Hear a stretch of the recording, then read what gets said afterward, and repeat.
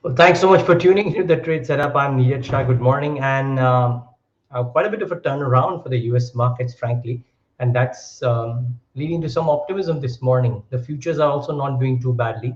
So let's sum up what's happening around the world first before we talk about, excuse me, individual trade setup. To all of you and to all of us rather, happy Navratras. Maybe I should have been dressed in a kurta instead of a shirt and a tie.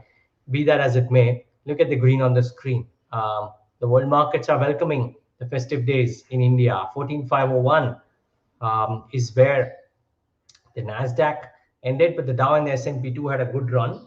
And what comes out of what's happening in the world markets is one thing, and that's choppiness. Look at this chart on the Bloomberg terminal, which shows how we are in a period wherein volatility on either days has become almost as choppy or as much as it was in June 2020. That is quite stunning, right? Gains and losses of at least 1% for 4 days. It's not just that the gains and losses are small. There are gains and there are losses, and they are over a percent apiece. It tells you a story or two about how volatility is crept back into the world markets. And frankly, to an extent, India is not as impacted, but to an extent, it is impacting the Indian markets as well. Traders must be getting whipsawed on both sides.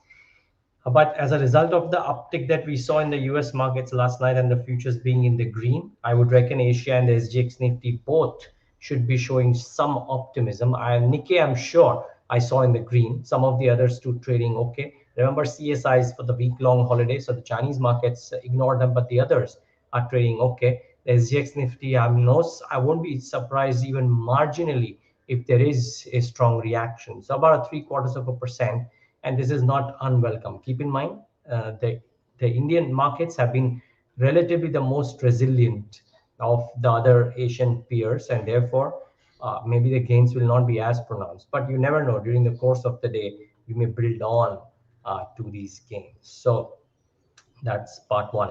Now, what happened yesterday in trade is important both on the equity side and on the currency side. So on the equity side first, we had a fairly dismal day with about 1:3 in favor of the decliners, the advanced decline ratio. And while there were a few stocks that did really well, and from the tech space, SpecChem, Deepak Nitrite has been scorching the street 8% higher. And at some point of time, gravity will hit the stock, valuation concerns will come in. But for now, it seems to be doing really well. And I know the theory of relativity is right up there, wherein people are comparing some of the other stocks which are even more expensive, the clean sciences and the RT industries of the world. But it's been a manic run for this one. Similarly for Nazara, 4, 5, 6 days on a trot now, maybe the kind of gains have been pretty stellar, and they've even raised some money, or Nesco for that matter, right? Or Nelco rather, not Nesco as much, but Nelco, the Tata Group company, which has had an unabated run. So I think it's been a very hefty move for a bunch of these names. On the flip side, there were a few like Astro, etc., which came off. Sterling Wilson Solar ahead of the board meeting on Saturday came off, but net the market breadth was negative, and you never know if this might change. The other bit is viewers. You have to keep in mind the currency was hurtling towards 75 for a brief period. It slipped below 75 as well, and it'll be interesting to see what the trajectory looks like in the near term.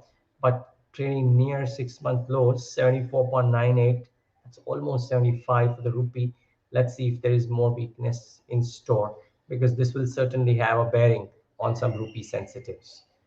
So what's the trade setup for the daylight? I mean, I don't need to tell you too much, but for the fact that there will be a bit of an expected bounce, so that shouldn't come as a surprise to anybody. The question is how to play that bounce.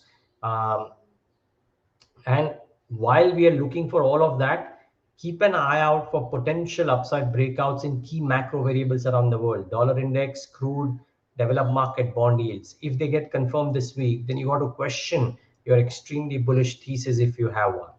And that is part one. I think rupee sensitives could either catch heat or cold depending on the impact of the weaker currencies. So IT names, I was saying yesterday, but IT stocks got a bit of cold yesterday. But I did think, or I do think that yesterday I did think that in the run up to TCS numbers, there will be some bit of traction build up in IT names. I wonder if it starts today. But do watch out for IT. I think a lot of smart dealers tell me that information technology stocks, the large cap ones, not talking about mid caps here, but the large cap ones could see some build up. Let's wait and watch if that were to happen or no. What about specific stocks to watch? And I think if consumption was looking slightly wobbly yesterday, Titans pre-quarter update is just super. Look at this. Sales have closed to above the pre-pandemic levels in most divisions for Titan.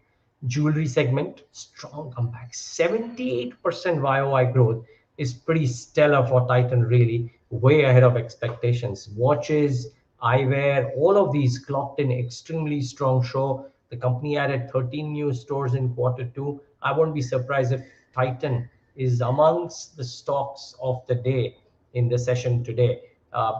So I will be I'll be watching out for this one for sure.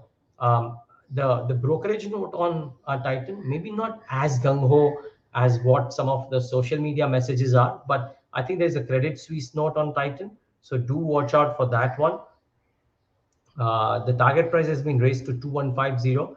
They're saying that the jewelry growth in quarter two significantly ahead of expectations and postponed demand from 1Q likely to have contributed.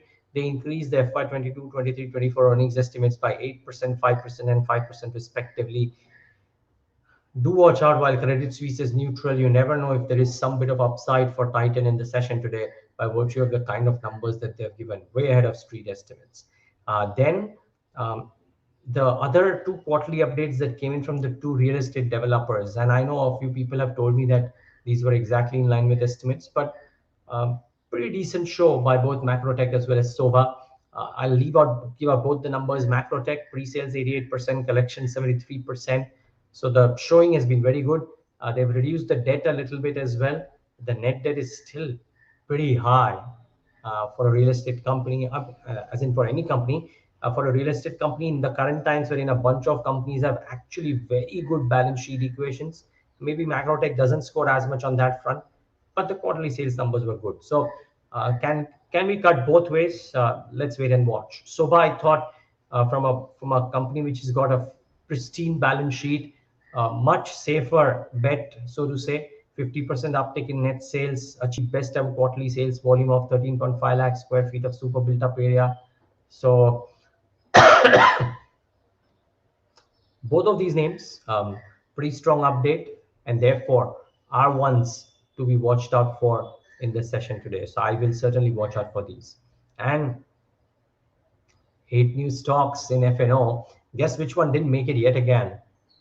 Avenue Supermarts, not in FNO as yet, but 8 new stocks from October 29th includes a Birlasoft, Chambal Fertilizers has been there, done that, but Birlasoft, interesting addition out there. GSPL, interesting addition out there. The other is SBI cards, may be warranted because of the size that it has and all of that. But yep, more stocks in the derivative space. As a lot of people like to say, Kilo India, Kilo. That's how I tweeted about it as well. A bunch of derivative additions. I think 20 editions were done already thus far this year, and now you have 8 more. So that makes it 28 new additions in the derivative space in India. Quite stellar. To an extent, it does improve price discovery as well. So therefore, it is not unwelcome, if you will, what's happening. But yeah, some of these stocks might have traction, maybe closer to time. October 29th is the date, by the way. Some other stocks in focus include a Nalco, which has increased the basic price of aluminum metal products by 2,600 PMT. Shipping stocks, Baltic Dry Index above 10,000 level for the first time in 13 years. And telecom stocks, the government has reduced the bank guarantee requirements for telco operators by 80%. Small change, really, if you will, but you never know. It might spur interest or two on a good day for some of the telcos. So therefore, these are some of the others that I'll watch out for. And keep in mind, viewers, I think the, the there was a note on ONGC. There was a note on Coal India, if I'm not wrong. all of these, the average realizations for these companies will look very good going ahead, simply because the average realizations, no matter even if the prices come off a little bit, will be way higher than what was in the corresponding quarter last year. So the October, November, December quarter numbers as well for each of these resource companies will look very good. And considering what's happening around the world when the winter approaching, doubt that some of the natural resources prices will really crash. They may correct a little bit from the peak high levels, but doubt that they will really crash too much. So do watch out for the average realization differential and therefore the earnings uptick that comes in for an Oil India, ONGC, Coal India, what have you. So these are a few names that you've got to watch out for from an earnings perspective. Of course, while I'm talking about all of this, tomorrow is a really big day for us because it's RBI MPC decision outcome. There's TCS numbers as well. So we formally kickstart earnings starting tomorrow. And all of these would be very, very interesting ones. And the commentary from TCS could well set the tone for IT, considering what the rupee is doing as well. IT is the flavor. And the MPC could well set the tone for the markets at large, if you will. So be mindful of all of that.